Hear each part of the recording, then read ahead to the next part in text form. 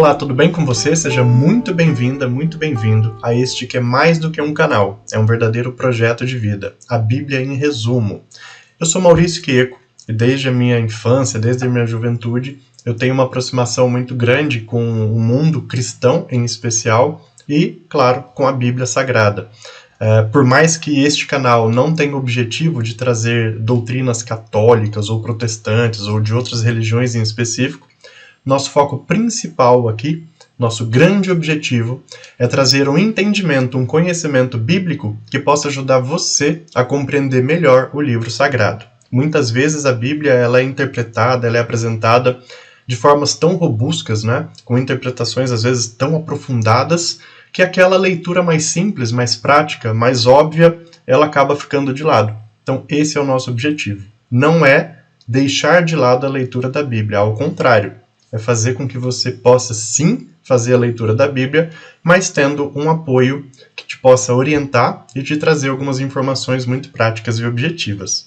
Seja você cristão, seja você não cristão, independente de qual seja a sua opção religiosa, ou até mesmo se você não tiver uma opção religiosa, esse canal é feito para todos. Aqui a gente não tem como objetivo doutrinar ninguém, converter ninguém, ao contrário. O grande objetivo é apenas e tão somente compartilhar as informações bíblicas de uma forma neutra, de uma forma simples e muito objetiva. Eu peço então nesse momento que você se inscreva no nosso canal, ative a sineta de notificações e compartilhe esse vídeo com seus amigos, com as pessoas que você gosta, e assim a gente consegue disseminar ainda mais esse conteúdo tão valioso.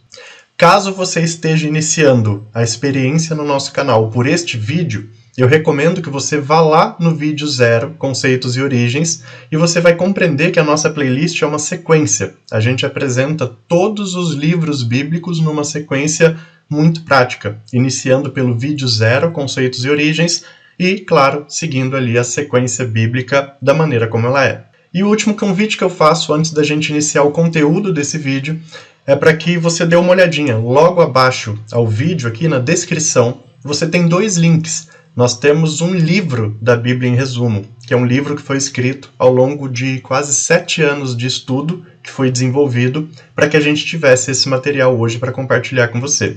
Então, por que nós temos 2 links? Você pode baixar o livro gratuitamente, sem problema algum. Você baixa em PDF no seu computador, no seu celular, no tablet, onde você achar melhor.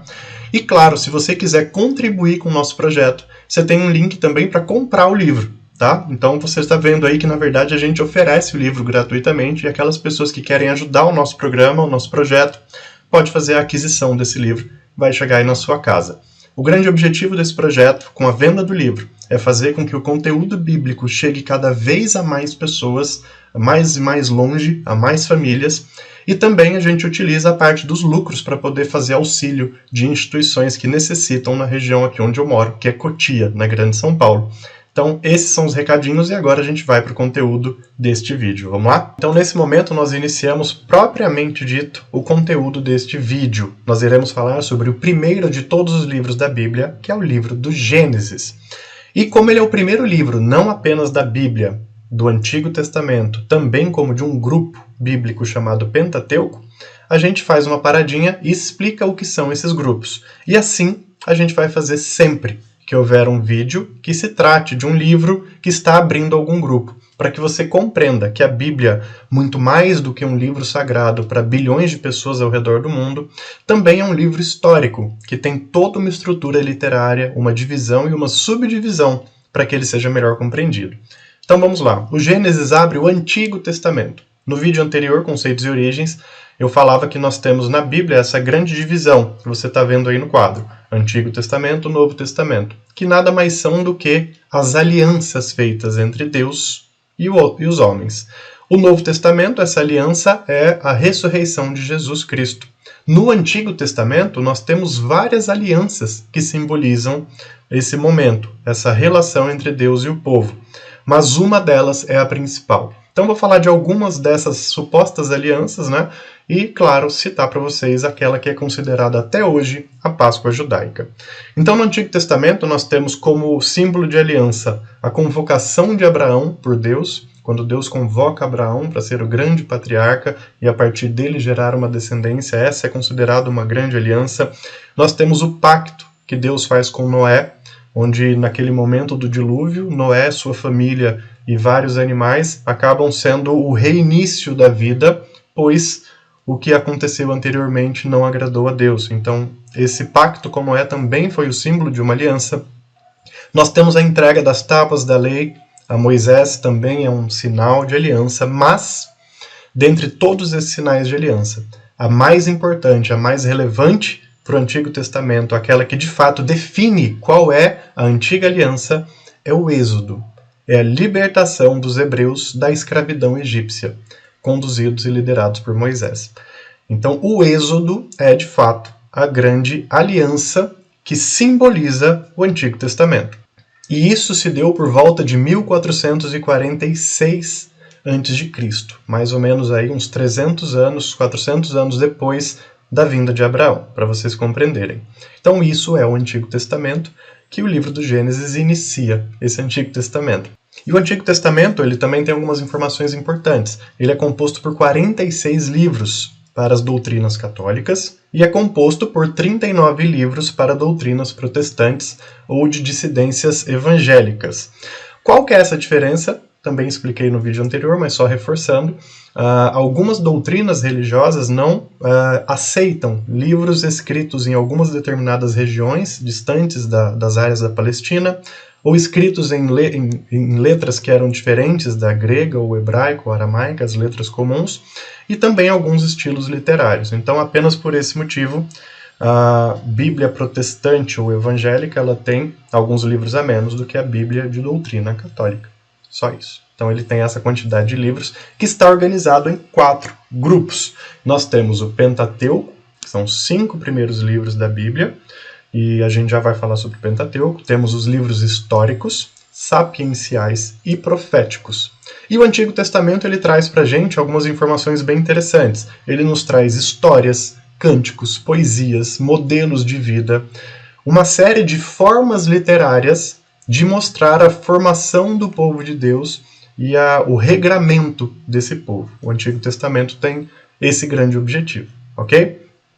Então falamos do Antigo Testamento, que é a abertura, né? O livro do Gênesis abre ele, e o livro do Gênesis também abre um grupo literário chamado Pentateuco. A palavra Pentateuco ela é uma palavra que vem do grego e ela quer dizer 5 rolos. É só isso que ela quer dizer, 5 rolos, ou 5 grupos de escritas, né? Os rolos de escrita que eram utilizados naquela época, os pergaminhos. Então, isso que a palavra Pentateuco simboliza. E ela é representada pelos 5 primeiros livros da Bíblia.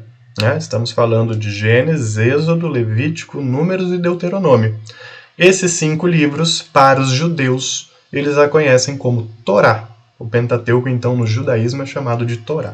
Então, aquela pessoa que às vezes não conhece muito essa cultura ou essa doutrina religiosa, que é o judaísmo ele tem alguns livros religiosos também. E a Torá é o Pentateuco. Eles também têm os outros livros desse Antigo Testamento e também têm livros de interpretações dos testamentos, que são as Talmudes, mas não é o objetivo nosso nesse momento. Só para você compreender que o Pentateuco é o agrupamento dos 5 primeiros livros da Bíblia. Basicamente, o Pentateuco ele revela 2 coisas.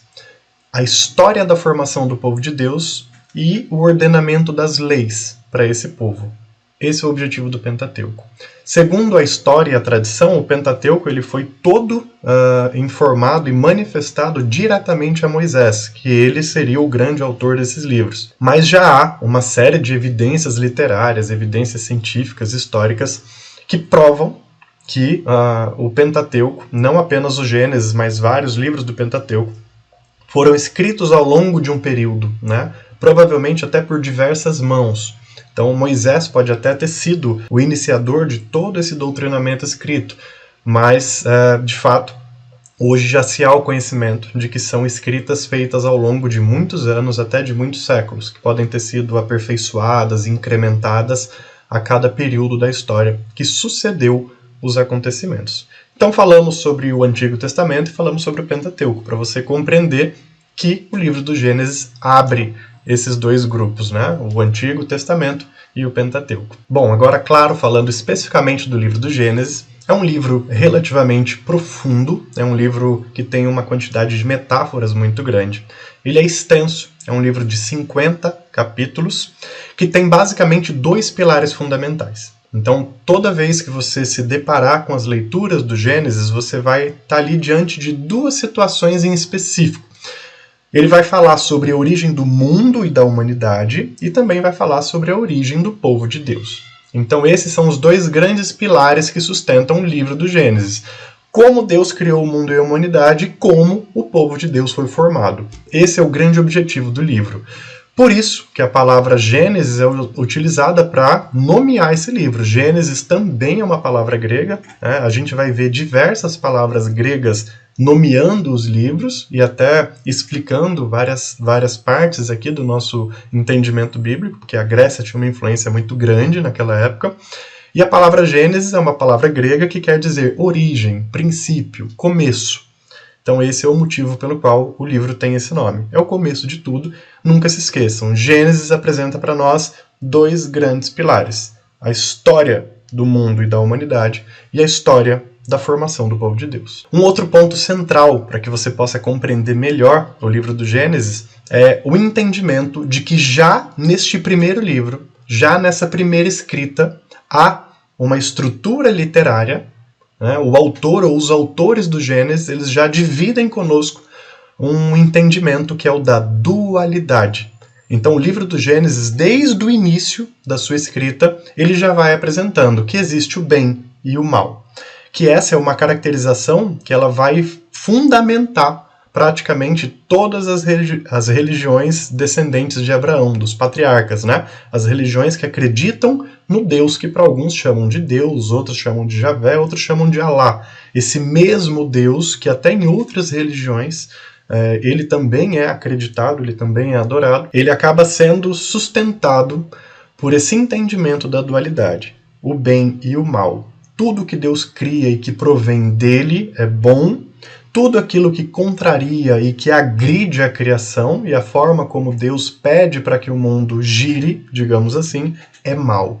Isso começa no livro do Gênesis. Então, se você não tinha esse entendimento, agora você tem. O livro do Gênesis, ele conta a história da humanidade, a história do universo e também explica a origem do povo de Deus, sempre nos explicando. Há duas grandes forças regendo esse mundo, o bem e o mal. Deus é o criador e guardião do bem e há forças que buscam derrubar isso, que são as forças malignas, as forças do mal. O Gênesis já começa falando sobre isso e isso vai acabar doutrinando todo o estilo bíblico até o final, até o Apocalipse. Sempre tem o bem e o mal. E isso vai sendo percebido nos fatos mais relevantes do Gênesis. Então eu vou agora citar os fatos mais relevantes que estão nesses 50 capítulos. O primeiro deles, é a primeira grande parte do Gênesis, ele explica como Deus criou o mundo, né? Então, eu não vou aqui citar detalhes mais profundos, que não é o objetivo desse nosso projeto. Aqui o objetivo, de fato, é objetividade, ser muito didático. E, claro, para que você tenha essas informações bem completas, basta você ir aí abaixo na descrição e baixar gratuitamente o nosso livro, tá bom? Ou então fazer a aquisição dele se você quiser. Mas o convite que eu faço é que você baixe gratuitamente para ler tudo isso com mais detalhes. Então, essa primeira grande parte do Gênesis explica como Deus criou tudo. Então vai dizendo ali que Deus, né, criou o céu, a terra, os mares, foi criando os animais, foi criando a água e tudo, criou o homem e a mulher à sua imagem e semelhança, e no sétimo dia ele descansou, que é chamado de Sabat, né, que na doutrina judaica esse Sabat ainda é o sábado considerado o dia do Senhor, em função dessas passagens em específico. Então essa é a primeira grande parte do Gênesis, ele explica como tudo foi criado. É uma leitura bastante metafórica, com uma série de elementos figurativos que nos ajudam a compreender que, para aqueles que creem em Deus, ele é o grande Senhor e Criador do universo. Esse é o grande objetivo dessa parte. Na segunda parte do Gênesis, um próximo fato que ele traz muito importante, que também é bem longo nesses 50 capítulos, é a apresentação de Adão e Eva como o primeiro grande casal criado à imagem e semelhança de Deus. Adão e Eva são criados a partir do barro e são colocados no jardim do Éden. É então feita a explicação de que há uma forma deles deixarem o que é sagrado e tocarem naquilo que é pecaminoso. E Adão e Eva, especialmente Eva, num primeiro momento, toma a decisão de deixar o lado do bem e tentar compreender o lado do mal, tocando naquela maçã e comendo a maçã da serpente, que todos nós conhecemos a história. Então esse é o segundo grande fato relevante do Gênesis. Adão e Eva e a escolha desse casal pelo lado do mal. Lembra que eu falava que o Gênesis é todo cunhado na dualidade, o bem e o mal? Então o bem e o mal vai sendo apresentado a cada parte do livro, como a gente pode compreendê-lo. Né? Uma coisa bem interessante. A partir desse momento agora você vai olhar sempre para isso. Você sempre vai ver os dois lados, porque esse é o objetivo do livro. É fazer com que os leitores, com que os fiéis, eles entendam que tudo que é bom é de Deus, tudo que é mal é o que contraria Deus. Então ele fala de Adão e Eva e fala que a partir do momento em que eles entram no lado pecaminoso e escolhem o mal, eles vão se transformar em seres humanos comuns, convencionais, e a partir deles uma grande descendência vai ser criada. Adão e Eva têm 3 filhos: Caim, o impuro, Abel, aquele que é assassinado, e Sete, que é o que ocupa o lugar de Abel, o que foi assassinado. Então, o livro ele fala já também do bem e do mal nessa estrutura familiar. Um invejoso que olha para o outro, assassina ele para tentar tomar o seu lugar, mas já tinha um filho mais novo que assume o lugar dele, sempre o bem e o mal imperando. E a partir desses nomes, Adão, Eva, Caim, Abel, Sete, as descendências vão se iniciando através da apresentação do Gênesis. Então, nessa sequência de descendentes, Sete, que era filho de Adão e Eva, ele gera Enós, que é compreendido e conhecido como o primeiro grande invocador de Deus. E ele é ascendente direto de Matusalém, que é o avô de Noé. Olha só que interessante como Gênesis já vai nos apresentando uma linhagem até sanguínea da criação do primeiro casal até chegar nos grandes patriarcas que Deus, através deles, foi fazendo os pactos e as alianças. Então, como eu falava, Sete, filho de Adão e Eva, gera Enós. Depois de algumas descendências, Enós ele vira como se fosse uma geração primária de Matusalém, claro que se passam em várias gerações, e de Matusalém nasce Lameque, que é o pai de Noé, tão conhecido pela Arca de Noé, para vocês terem uma ideia de que a linhagem é uma só. Então Noé é descendente direto de Adão e Eva pela explicação do Gênesis. Interessante, né? Às vezes a gente não se depara com esse conhecimento quando a gente ouve interpretações muito robustas, mas é isso, a Bíblia diz isso, que de Adão e Eva foram surgindo várias gerações até chegar a Noé. Noé é escolhido para fazer o reinício da vida. Então, através de Noé, Deus fala, olha, o que foi feito e a postura que o homem, que a criação está tendo não é boa. Então Noé, junta a tua família, junta esses animais, vai para essa arca e eu vou tentar recomeçar a vida na terra. E assim acontece segundo a apresentação do Gênesis. Vem um grande dilúvio que dura seus 40 dias e Noé reinicia todo um povoamento e uma descendência. E a partir de Noé, contadas mais 10 gerações, nasce, sabe quem? Abrão, que claro, depois, como foi escolhido por Deus, ele muda o nome para Abraão. E alguém aí do outro lado pode estar pensando, nossa, eu já estudei isso, mas eu nunca tinha feito essa relação direta. Abraão, então, se a gente colocar aí umas 20 e poucas gerações, segundo o entendimento bíblico, ele descende diretamente de Adão e Eva? Exatamente. E isso depois vai chegar até Jesus, para vocês terem uma ideia. Né? A Bíblia ela vai tecendo toda uma linhagem que vai até Davi, que de Davi depois vai a Jesus. Então, quando a gente fala que a Bíblia é a grande história do povo de Deus e da sua formação, de fato é. Inclusive geneticamente e genealogicamente falando. A Bíblia traz uma grande árvore genealógica que vai sendo explicada, livro após livro. Bom, então, como eu falava, de Noé, a partir da 10ª geração de Noé, descendendo de Sem, nasce Abrão. E Abrão, como todos nós sabemos, é escolhido como o primeiro grande patriarca de Deus, aquele que é escolhido para iniciar tudo, para iniciar as grandes gerações do povo de Deus. Isso acontece por volta de 1850 a.C. Então Abrão ele é escolhido por Deus, ele é arrebatado por Deus, Deus fala com Abraão durante várias oportunidades e ele oferece a Abraão o início de uma geração. Abraão era casado com Sara, que não podia ter filhos. Deus, através do seu poder misericordioso, de acordo com o Gênesis, toca esse casal e eles conseguem gerar filhos. Nesse momento da apresentação de Abraão, o livro do Gênesis fala de um outro fato relevante, que são as cidades de Sodoma e Gomorra. Então ele dá uma paradinha sobre a explicação de Abraão e fala de Sodoma e Gomorra, que eram duas cidades importantes da região, onde a luxúria, onde os crimes, onde a corrupção estava totalmente instalada, e a força de Deus vai e arrasa essas cidades, restando apenas 3 sobreviventes, Ló e suas filhas, que sobrevivem por terem a misericórdia e a benevolência de acolher os anjos de Deus. Por que a Bíblia, por que o Gênesis, de uma maneira muito estratégica, coloca a explicação de Sodoma e Gomorra entre a apresentação de Abraão e sua descendência? É para nos exemplificar, simplesmente isso, para exemplificar que o mundo estava um caos. E que por isso Abraão é chamado a fazer o que foi feito. Basicamente isso. Por que Deus escolhe Abraão? Porque o mundo estava como Sodoma e Gomorra. Simples assim, né? Não precisa de muito mais explicação do que isso. Então a descendência continua.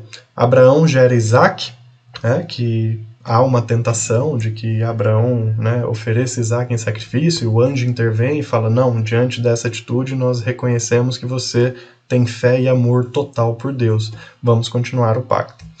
Isaac gera seus filhos, Esaú e Jacó, que após ali também uma briga de invejas que pode ter acontecido, Jacó consegue ser visto como o mais abençoado, como o principal dos filhos, e através de Jacó ele é escolhido, abençoado e também escolhido por Deus, que muda o nome de Jacó para Israel, e a descendência de Israel são as 12 tribos.